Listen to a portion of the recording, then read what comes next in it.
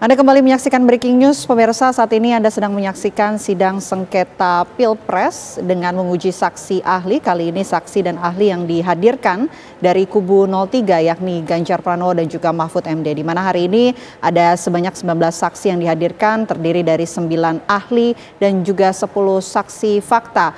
Saat ini Mahkamah Konstitusi, Hakim Konstitusi tengah memberikan kesempatan untuk para saksi menjawab pertanyaan satu persatu yang dilontarkan oleh baik itu dari pihak terkait dan juga pihak termohon, pemirsa. Sambil kita menunggu jalannya persidangan dan mendengarkan apa saja poin-poin yang disampaikan dalam sidang sengketa Pilpres hari ini di Mahkamah Konstitusi, kami ajak Anda kembali bergabung bersama dengan narasumber yang sudah hadir di sebelah kanan saya. Sudah ada Prof. Andi Asrun, pakar hukum konstitusi. Prof, kembali sekarang ganti presenter bersama saya Vena Kintan, Prof. Oke, mungkin kita bahas komposisi dari saksi yang dihadirkan oleh kubu 03. Kalau kemarin dari kubu 01 mayoritas memang saksi fakta lebih banyak dibandingkan saksi ahli. Tapi kalau komposisi saksi ahli sendiri ini cukup berbeda dengan kubu 01 sebelumnya yang memang banyak sekali ekonom dan lain sebagainya. Tapi ini ternyata cukup beragam ya, ada filsuf dan lain sebagainya. Anda melihatnya seperti apa? Apa yang coba dilakukan oleh kubu 03 dalam persidangan hari ini? Saya lihat mereka ingin membuat psychological picture, ya kan, gambaran pribadi, misalnya tadi ya, misalnya Hamdi Muluk ya, saya ingat betul Hamdi Muluk tuh karena kawan saya di psikologi UI. Jadi dia ingin memframing perubahan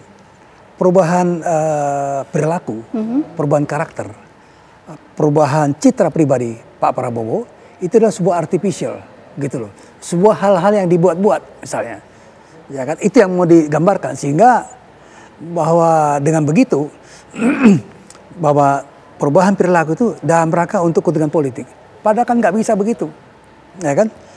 Prof. Hamdi Muluk ini tidak melakukan riset, tapi dia catch on aja, dia tangkap layar pribadi orang, tangkap itu, jadi personal perception, jadi persepsi pribadi, bukan ketika ditanya apakah dalam memotret perilaku politik ini, political behavior, dia melakukan riset nggak? Dia bilang nggak sempat. Nah, ini kan artinya pendapat ini, ya isunya besar, isunya menarik, tapi materinya dangkal, gitu loh. Kalau orang melakukan riset itu, dia banding-bandingkan nih, dalam hal apa orang itu berperilaku seperti itu, dalam hal apa dia berbeda perilakunya. Itu baru dilihat ada dinamika pribadi. Tapi misalnya kalau misalnya Pak Prabowo gaya berkampanye santai, joget-joget, karena dia ingin mengatakan ini sesuatu yang menggembirakan karena semua orang berpendapat pemilu itu sesuatu yang menggembirakan, something is fun gitu kan, sesuatu yang enak lah gitu. Jadi nggak ada yang serius-serius, yang serius itu di kampus, ya kan. Model misalnya katakanlah Pak Anies cocok betul kasih orasi ilmiah di kampus, ya kan. Pak Ganjar barangkali ya, dengan anak muda yang bersifat politik ya, tapi yang ingin diberikan gambaran oleh Pak Prabowo, ya saya bicara apa adanya, bicara buat hati rakyat senang, bukan buat ini yang menyenangkan. Memang begitu, rakyat harus dibikin senang. Tetapi begitu saya bekerja, saya straight to the point. Saya langsung bergerak, berjuang betul, mencurahkan tenaga saya. Itu yang dikerjakan oleh Pak Prabowo. Sampai sekarang kan buktinya, dia sudah ke Cina, ke beberapa tempat. Jadi kalau menurut saya, yang ingin digambarkan oleh para saksi ahli ini, oleh ahli yang di MK tadi adalah ingin memberikan image, ya, memberikan image, personal image, framing. Makanya misalnya katakanlah kalau kita bergeser misalnya Prof. Maksi Susono, dia bicara etik. Tapi yang dibicarakan etik itu dalam rangka judul besar. Ya, ketika di breakdown pada kondisi tertentu, dia harus ditunjang bukti. Kalau dia katakan pelanggaran etik, pelanggaran etika penyelenggara negara, bernegara dan sebagainya, harus dia lampirkan, harus didukung dengan supporting by data, supporting by bukti. Oke, seperti yang tadi disampaikan oleh salah satu saksi, yakni Romo Magnis sempat berdebat juga dengan Yusril, saksi ahli, Yusril Iza Mahendra sempat berdebat mengenai etika dan juga filsafat. Ada beberapa yang disampaikan juga mengenai bansos, kemudian nepotisme. Anda melihatnya seperti apa? Kapasitas dari Romo Magnis menyampaikan hal tersebut mau diarahkan kemana sebetulnya, Prof? Saya lihat ya, Romo Magnis ini bicara sebagai ilmuwan, ya, sebagai guru besar filsafat. Ya kan, dia bicara etik segala macam. Tapi ketika dia bicara turun pada level apex praktis, maka dia butuh pendukung. Ya, oleh karena itu kita paham lah bicara etik ini kan. Kan menuduhnya ini Pak Jokowi ini melakukan pelanggaran etika penyelenggaraan negara. Kan itu maunya kan? Tapi kan tidak disupport dengan bukti. Kalau misalnya soal nepotisme, ya soal misalnya katakanlah kok seorang pejabat, anak juga pejabat, itu udah hak politik orang dan sudah dibantu oleh MK. Baik. 2015. Jadi sudah kadaluarsa isu itu. Oke. Ya. Sudah kadaluarsa, Prof. Sudah Sambil kita pantau kembali, ini Siap. apa saja yang disampaikan oleh saksi yang masih terus berlangsung ya di Mahkamah Konstitusi, seperti apa jalannya sidang MK sengketa Pilpres. Berikut kami hadirkan untuk Anda.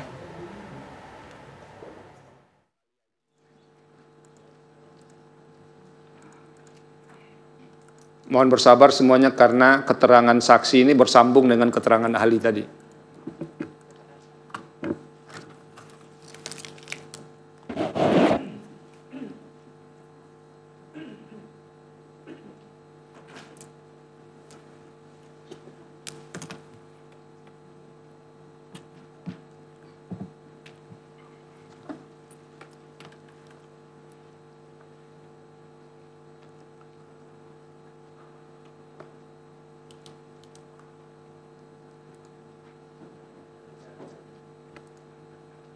Boleh saya menggunakan internet di MK?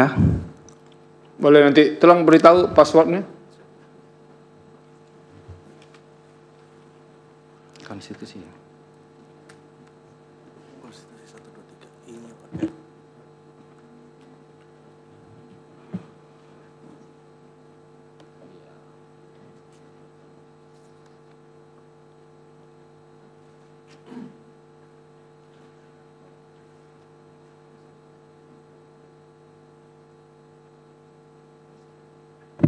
Tes. Baik, Yang Mulia, supaya agak lebih leluasa. Oh, mohon maaf, ini internetnya belum diterima. Tapi nggak apa-apa, saya perlihatkan aja. Kan data yang di Anda kan sudah ada tadi. Ya, betul. Ini Yang Mulia, kalau saya zoom. Ini di situs namanya web.archive.org. Nanti kita bisa memasukkan alamat situs apapun di sini. Jadi kalau saya lihat di web archive ini ada 147 capture terhadap situs KPU. Nah, situs-situs lain yang meng-capture seperti ini juga cukup banyak. Saya baru ambil salah satu saja. Nah, ini kalau bisa dilihat di sini. Ini jamnya. Jadi kalau saya lihat di web archive ini ada 147 capture terhadap situs KPU. Nah, situs-situs lain yang meng-capture seperti ini juga cukup banyak. Saya baru ambil salah satu saja. Nah, ini kalau bisa dilihat di sini.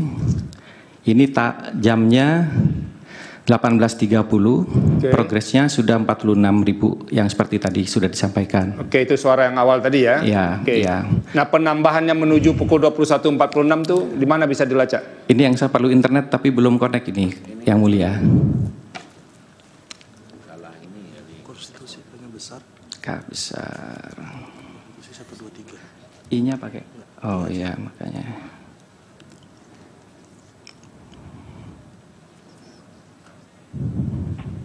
Udah ya.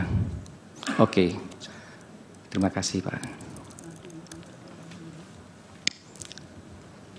Ini saya browsing ke web.archive. Jadi siapapun bisa mencari menggunakan Google pakai web archive. Ini ada banyak sekali yang bisa mengarchivekan. Ini saya ambil yang ketiga.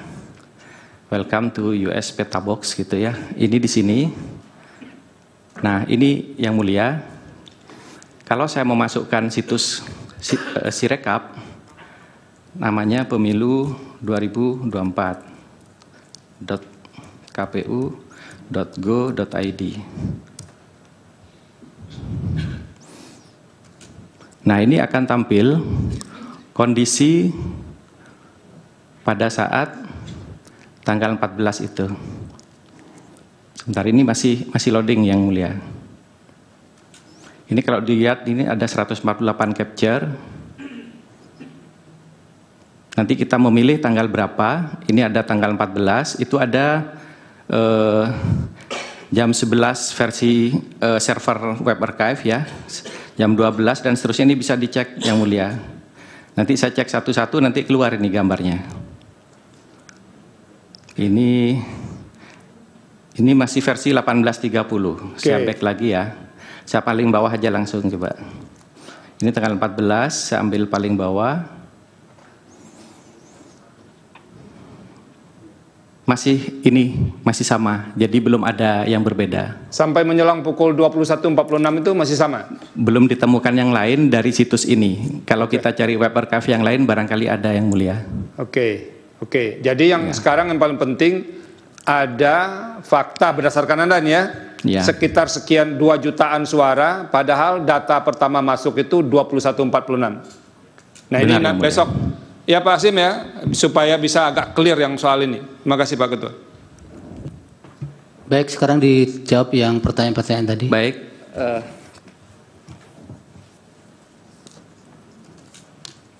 Terima kasih dari Pak Heru yang pertama. Kebetulan saya juga sudah menyiapkan jawaban untuk ini. Ini front end atau back end? Ini front end. Sudah saya tulis di sini bahwa saya membuat lewat front end. Ya, jadi front end karena KPU menyiapkan situs pemilu 2020. Kita ambil dalam 15 menit sekali, dan terjawab. Kemudian polanya sudah saya sampaikan tadi. Ini bisa disimpulkan sendiri. Ini nggak pernah bergerak, jadi saya nggak tahu apa kesimpulannya. Silahkan disimpulkan sendiri. Kalau menurut kami sebagai orang yang pernah belajar statistik, ya ini sudah terpola. Artinya paling tidak dipilih TPS mana yang akan dinaikkan, kan begitu. Itu analisa dari saya sebagai orang IT. Ini kalau dilanjutkan ada sekitar 950 data, 950 kali upload. Jadi maaf 975 kalau nggak salah sebentar ya. Nah 975 kali. Polanya sama semua terus dari atas ke bawah. Sampai suara terakhir ada di 128.071.868. Ini bisa dicek nanti database adminnya KPU bisa ngecek. Jadi seperti ini datanya Yang Mulia. Kemudian ditanya apakah ada kesalahan-kesalahan. Saya sudah siapkan juga. Kesalahan-kesalahan itu ada di sini. Ini checksum jejak perubahan. Jadi kalau ada kesalahan ada di jejak perubahan ini. Yang ada 441.000 kali itu, salah satunya adalah salah satu jenisnya adalah perubahan-perubahan. Contoh perubahannya seperti ini, mudah-mudahan terlihat. Saya agak zoom ya, contoh perubahan dari data lengkap menjadi rusak. Saya bahasakan rusak karena seperti ini. Ini ada TPS ID sekian, silakan nanti KPU bisa ngecek. Mudah-mudahan terlihat. Awalnya ada data nih, lengkap. Status suaranya true, status ADM true. Gitu ya, C1-nya juga ada. Kemudian tiba-tiba berubah menjadi suara paslon hilang. Gitu. Kemudian suara sahnya berubah angkanya, suara tidak sah juga berubah, suara total berubah. Kemudian itu jam 18, jam 23 berubah jadi seperti semula untuk data ADM-nya atau data administratifnya. Suara paslon masih terhapus. Ini contoh. Kemudian ini contoh perubahan dari data lengkap menjadi kosong. Ini contoh nih. Ini jadi habis sama sekali kecuali C1-nya ya. Ini contoh. Ini awalnya ada semua. Ini sengaja saya tampilkan sebagian aja ininya, kemudian menjadi hilang. Ini ada, hilang. Oke, ada juga pola yang lengkap menjadi tidak lengkap. Jadi sebagian hilang, sebagian masih ada. Bisa di zoom silahkan nanti kalau ini filenya sudah saya share. Ini ada satu lagi, suara paslon dihapus atau berubah. Nah ini contoh.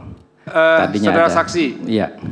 Bisa nggak Anda mengemukakan beberapa data yang Anda dapatkan itu, suara yang berubah yang hilang itu pasangan calon mana yang unggul? Ini kan cuma 3 pasangan calon itu. Iya. Banyak sekali yang mulia sama-sama ada. Baik yang unggul 01, 02, 03 sama-sama ada yang mulia. Bukan sama adanya yang besar suaranya begitu? Artinya menang di TPS kami itu? Kami tidak bisa menyimpulkan itu yang mulia karena datanya kotor sekali. Jadi boleh dibilang saya tidak percaya dengan data Sirekap saat ini. Iya kan, kalau kami hakim kan nggak boleh sampai ke kesimpulan seperti itu dulu. Iya. Makanya harus ditelusuri dulu. Makanya pertanyaan saya tadi kepada Anda itu, ada enggak yang bisa Anda buktikan? Misalnya ini, kalau misalnya yang unggul 03 itu kemudian suaranya berubah, atau yang unggul 01 suaranya berubah, atau 02 suaranya paling rendah dia berubah. Ada enggak yang kayak begitu? Semua yang ditanyakan Yang Mulia itu ada semua kasusnya. Cuman berapa banyaknya kan saya harus meneliti lebih jauh lagi. Dan untuk membuktikan bahwa angka itu benar atau tidak, kita perlu C hasil yang otentik, yang ada metadatanya. Kalau yang sekarang ada kan kita nggak percaya. Percuma saya membaca pakai OCR dengan teknologi yang kami kembangkan juga misalnya, tapi C hasilnya C hasil yang bermasalah. Saya bisa menunjukkan TPS aneh di sini, saya ada slide-nya juga. Ini mungkin Yang Mulia bisa lihat ini, bisa dibayangkan ya. Ini yang diupload itu seperti ini Yang Mulia. Di setiap pojoknya ini kalau agak ini Yang Mulia, ini ada rambut ini, ada pecahan kaca Yang Mulia. Itu apa maksudnya itu? Ya ini kemungkinan di scan, bukan di foto. Padahal sebelumnya ada foto yang seperti ini, yang sangat baik itu. Sebentar, KPU itu yang dimasukkan ke data itu yang di scan atau yang difoto? Terima kasih majelis. Jadi foto yang digunakan itu adalah foto di handphone masing-masing anggota KPPS. Jadi kualitas masing-masing handphone kan beda-beda. Oke. Jadi itu jawabannya. Silakan yang akan dilanjutkan. Yang Mulia, kalau seperti ini pasti bukan dari handphone Yang Mulia. Kalau ini hasil scan ya? Ini bisa dilihat ini dan sama semuanya. Masa handphone seperti ini? Ada cam scanner macam-macam saya temukan.